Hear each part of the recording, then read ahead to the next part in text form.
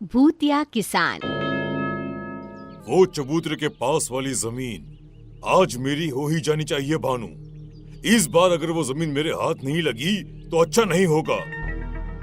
पर बॉस मैं क्या करूं? वो किशोर तो गेंडे की चमड़ी का है, बाटली में उतर ही नहीं रहा। अब लगता है कि शक्ति को ही मैदान में उतरना होगा।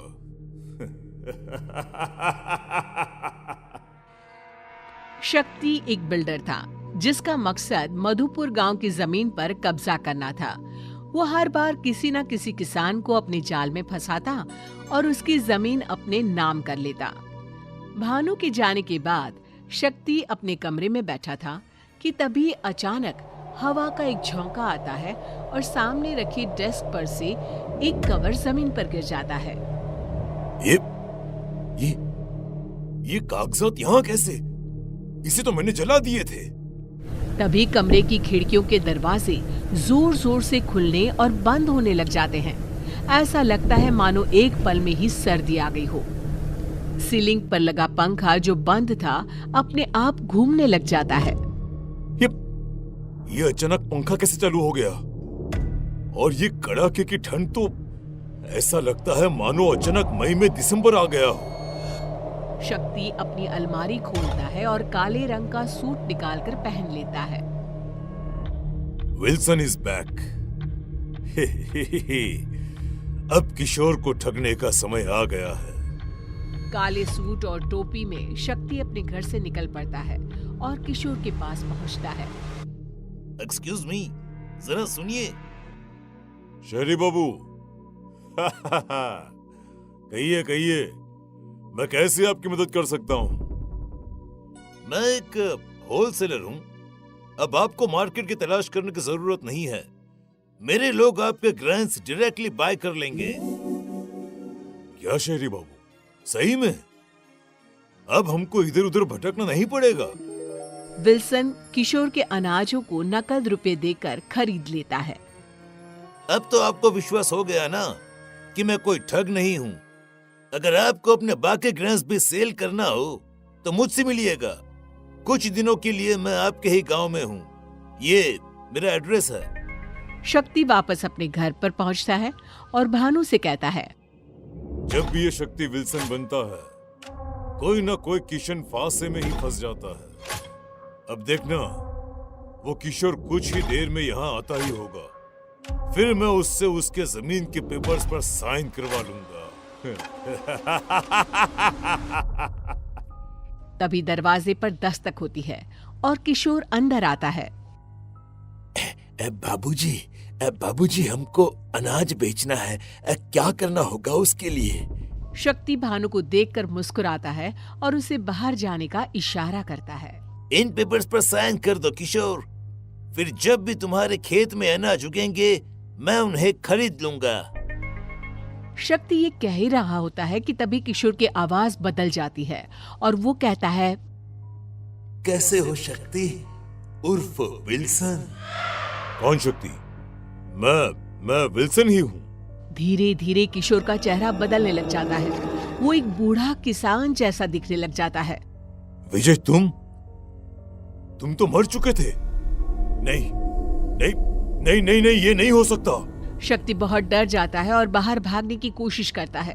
विजय पास ही पड़े बुक सेल्फ की ओर देखता है और वो शक्ति के ऊपर गिर जाता है।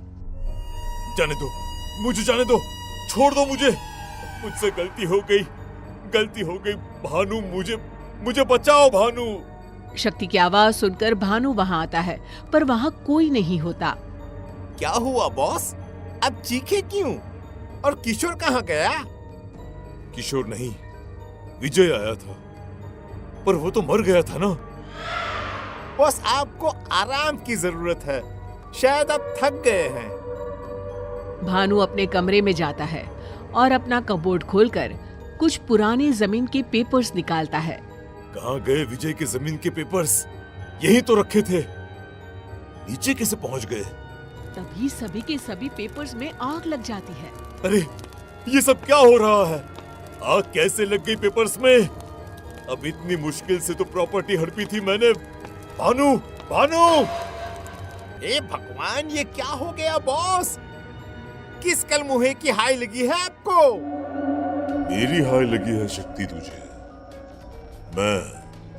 मैं मर गया, अब तू मरेगा। बहुत लोगों को लूटा है तूने, हमारी जमीन खा गया तू। विजय, विजय ये तुम हो ना?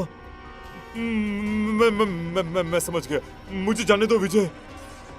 विजय की आत्मा भानु के शरीर से निकल आती है। भानु बेहोश हो जाता है।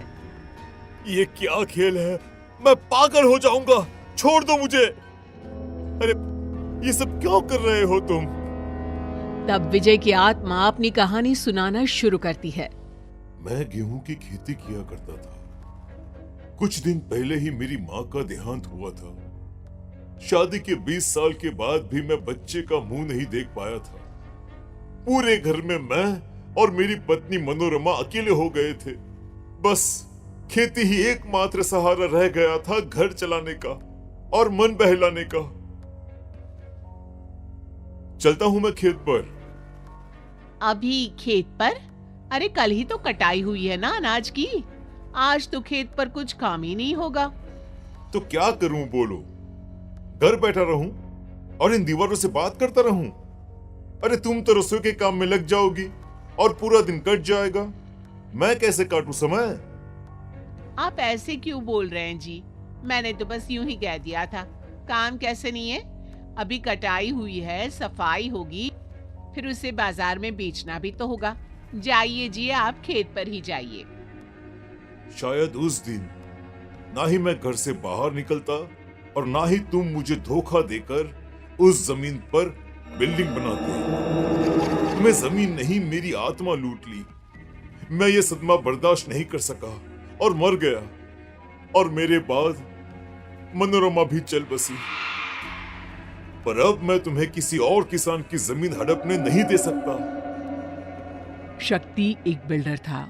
उसके मन में किसी के लिए कोई दया भावना थी ही नहीं। गांव के कई किसान उसकी लालच का शिकार बने थे। पर जब अपनी मौत को वो सामने देखता है तो वो डर जाता है और सभी के सामने वो गलती मान लेता है और सभी किसानों को उनकी जमीन वापस भी कर देता है। और आखिरकार मधुपुर गांव फिर से खुशहाल हो जाता है।